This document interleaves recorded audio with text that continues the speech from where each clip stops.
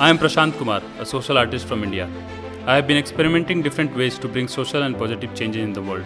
I am passionate about transforming waste into useful form and sharing these skills to bring livelihood opportunity to vulnerable communities. My drive towards social work and my adventurous nature led me to start a 3-year-long motorcycle journey from India to Scotland. I have experienced some of the most rough and beautiful terrains and have witnessed some of the most happiest and heartbreaking moments. And I have seen the resilience of the communities at grassroots level. In my journey, I have observed one thing which has been constant in every country.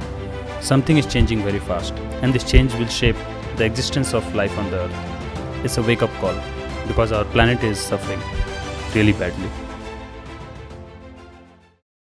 So my story starts when it was 2015. As a young entrepreneur, I was struggling in the city, in the hustle bustle of Pune city. I was running behind wealthy clients, unethical people, trying hard to survive. Then something happened that I was not able to adjust myself. The pollution of the city, the stress, I was not getting fit there. So I moved on from that place. I thought, okay, it's time to leave city and move towards village. 2015 was also the time when there was a global problem was happening. Syria was getting bombarded. Terrorism was all over in the news. Climate was all over in the news. A lot of my friends, activists, artists, they were all losing hope. Everywhere, we as a young generation, we are losing hope. We're like, okay, kya karna hai? Kuch hai hi nahi. So from there, I decided to think that how I can change my life. And I has one question all the time with me. I was always thinking that why? Why I am here? Why I am doing this? What I am getting with this? So coming to the point, we all know that there is a climate crisis. We all know that we are witnessing, we are in the mid of 6th mass extinction. Around 1,215 local government and around 25 countries around the world has declared climate emergency, including Canada, France, Scotland. This month only, I guess, by January 2020, they have declared this. We also are witnessing that every single day, around 200 species of plants, animals are getting extinct. This is a current news.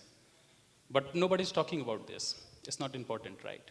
What is the solution of this? If there is a climate crisis and there is a climate emergency and it's declared and we are not taking it seriously, so what is the solution? How we can deal with this? It's a big problem. One person can't do anything with this. So with my experience, I'm going to share what I have feeling about this particular problem and what are the solutions. Maybe it's one step, but what are the solutions we can offer in this? Resilience is one word which is in my mind from long. I have been thinking about it. I have been working about it. I have been experiencing about it. And unless we build local resilience of communities and local resilience of regions, we'll not able to make changes. What is resilience? So resilience is basically if there is a structure and one element of the structure fall down, there's another element which is holding it back and holding the ground. That's resilience. Let's take an example. If Patna, for example, the electricity, it goes out. If there is a power grid has some problem, light goes out. The house which will have its own solar plant will not see the darkness, right? So that's the resilience example. Now, coming out of this, I was experimenting with a word called upcycling. What is upcycling? It's interesting to know. We all know about recycling, right? Recycling has two branches, downcycling and upcycling. When we throw any material, when we discard any material, it goes through a particular process, it goes to a factory, more energy is being consumed, more harmful things comes out, and then a new product is formed, but it's a lower grade than what existing material was. So that's a downcycling. When we talk about upcycling, just by simply cut, paste, rescue, we change the form of matter and make it into a beautiful, useful product. That's upcycling. Now, upcycling has its own different benefits. It has a social benefit, it has its economical benefit, it has its environmental benefit. Let's talk about what is its economical benefit. So upcycling gives opportunity to those communities who deal with waste. It's a way of bringing jobs. It's a way of making more opportunity of our economy. Environmentally, upcycling helps because the way we see waste, we don't touch the waste, right? We see waste as a waste. But upcycling transforms waste into useful form. It changes how we see waste. And it changes the linear economy, which is produce, create, sell, and discard, into a circular economy of make, use, and reuse. So, and the social aspect. There is social and also cultural aspect of this. The upcycling, we can combine the natural practices which we have been doing traditionally with waste and create a new way of doing things, which is social aspect of upcycling. Now, from 7 years, I have been working as an upcycling artist and community organizer, and I have been doing projects in different parts of India. From last 3 years, I have been on a journey on road, and I did a project-driven motorcycle journey, riding a motorcycle from India to Scotland with my Canadian brother Ben. Now, during this journey, we named it Vasudhaiva Ride. We wanted to bring the message which India has, the ancient wisdom of India, Vasudhaiva Kutumbakam, one world, one family, which is really, really, really needed now in world. So from there, we jumped into the road. We didn't have much money. We didn't have much, we have just 1,000 kilometer, whatever required for going 1,000 kilometer. We have just that much of funds. We jumped. Just with confidence and support of community, with moral support, we jumped. And yes, my dog was also there. I couldn't have left him behind. So I took him also in the journey. 14,000 kilometer in India, he was traveling with me. And then he lives here in Bihar now in Ara. So from there, what I'll do, I'll give 3 different examples of this journey which I was in to connect you with these words I am talking about: resilience, upcycling, and climate crisis. So let's take the first example. It was Pushkar. Is it possible to make a house with less cost than a motorcycle? No? Yes, it is. I have done it.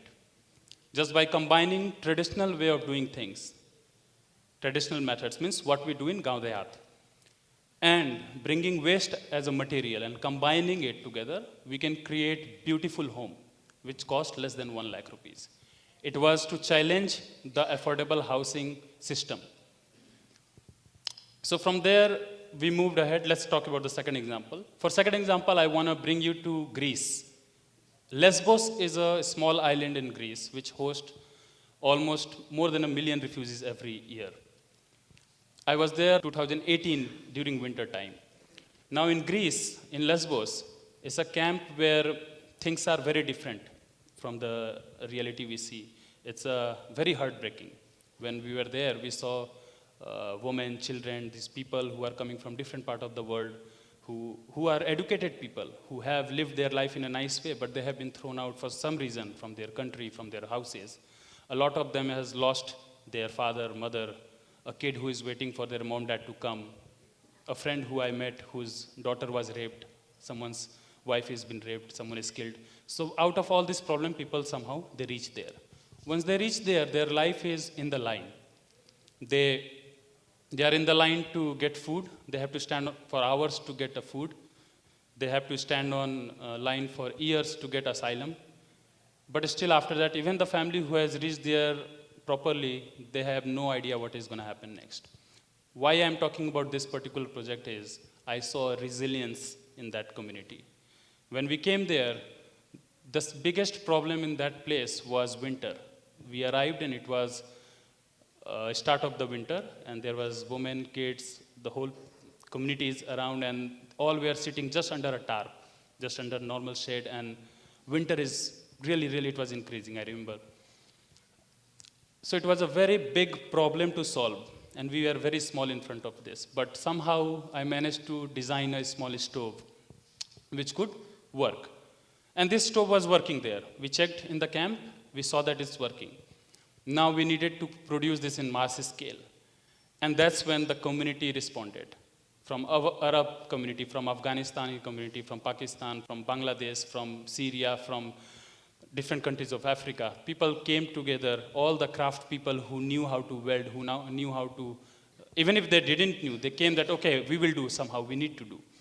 And this is what I'm talking about, that different communities who are probably in clash, but they all came together and worked together to solve their own issue. I didn't make stoves for them, I made only one stove. They all made their own things, and in just 1 month of time, I remember we managed to create enough heating system to provide around 2,000 people in the camp. And because of this collective effort that year, there was not a single death in the camp where we were working. So this is an example of how self-organized community can work. This is an example of resilience in the community. That tomorrow if justice is falling down, community together stand up and work. Now for third example, I'll bring you back to Bihar, to Ara, where I was doing my third project before leaving this journey. In this journey, let's talk about Bihar a little bit because we all know, we all are also facing big problems here. Climate crisis in Bihar is going to be one of the more worse in next years, coming years. Bihar is one of the most vulnerable with climate change because of its geographical location. We all are aware of that. Also the population, the more amount of population is there, more problem we have to face with climate change. So I always wanted to bring this opportunity to Bihar, that how we can defend ourselves, how we can, because we are still not westernized. We have to recognize this, that Bihar is still untouched. Bihar, if we live out of this city, most of the villages are in Bihar, most of them are living in their native way, the way our ancestors used to live. And that's the beauty of Bihar, that we are still native. And this gives opportunity of leapfrog development, that if development has happened, for example, Bangalore, Delhi, all the big cities who are already developed, and now they are again understanding, oh shit, traffic jam, oh shit, water logging, oh shit, there are so many other problems. But Bihar still needs its development and it has a chance to do a leapfrog development. You don't go through all this process of unnecessary way, you directly come into a sustainable development. So Bihar has this opportunity to do a sustainable development. So because of this, I came here and did a project where we were building a skill training center, which is in Ara. And this whole center itself is built in a way that it has an option to treat its own water, it creates its own energy, it has its own food growth system, it's made with waste and natural material and modern technique together. So it was a very resilient construction and very affordable, 50% less cost than normal construction. So in this project, one thing we saw, what is the resilience of local youth here, local workers. For a very simple amount of money, they work hard every day and they do bigger work. They take all those kind of heavy load which normal workers doesn't take.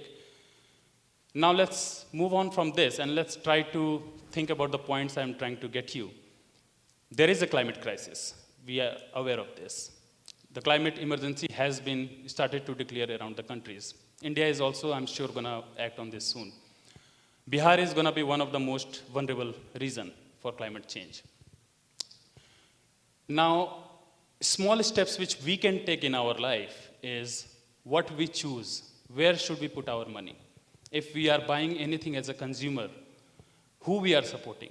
Are we supporting to those industries who are big threat to climate, or we are supporting some farmer from a village or a mother who is making some art and craft from her hand and feeding her children? So ethical decisions needs to be done now. If we don't do it now, we're gonna suffer in our generation and our next generation are gonna move around mask. So it's our moral responsibility to think about how we want to see our future. Because we're gonna pass by somehow, but our next generation is gonna suffer. There is a big climate change is happening, mass extinction is happening. In recent decades, it's a global news, recent decades, billions of animals are decreased in their, species are decreasing. And within all these issues, the modern businesses has created a system.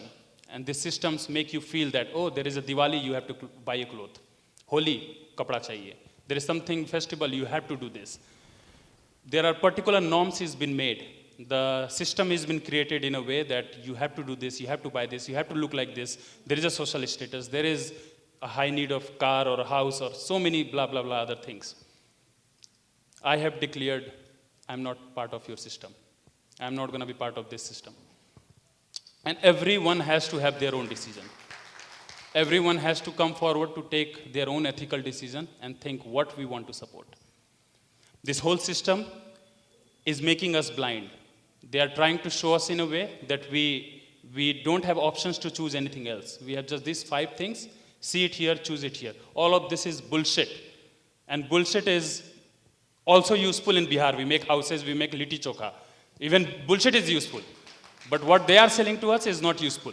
So we need to think about this.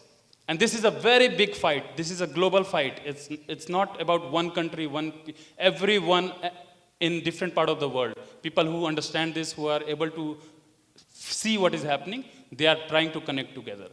So it's a global call to everyone who are thinking that there is something wrong is happening.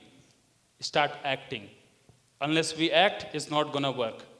And unless we don't act, everything is going to fall if we don't act. So it's just a global appeal to everyone that we need to think, and it can't be done by one person. After doing 7 years of my upcycling, traveling around the world, doing series of projects from India to Scotland, I have crossed mountains, rivers, oceans. I have seen dead desert. It used to be Aral Sea. When we crossed through motorcycle, we crossed from the middle of the sea. It used to be 4th largest water body, and it's disappeared. So we need to think, and our planet is still beautiful.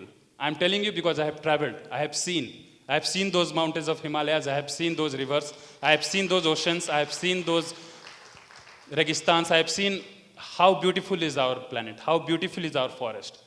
And this is our moral responsibility that we take care of this planet, otherwise we're gonna suffer. We will suffer really bad. Thank you.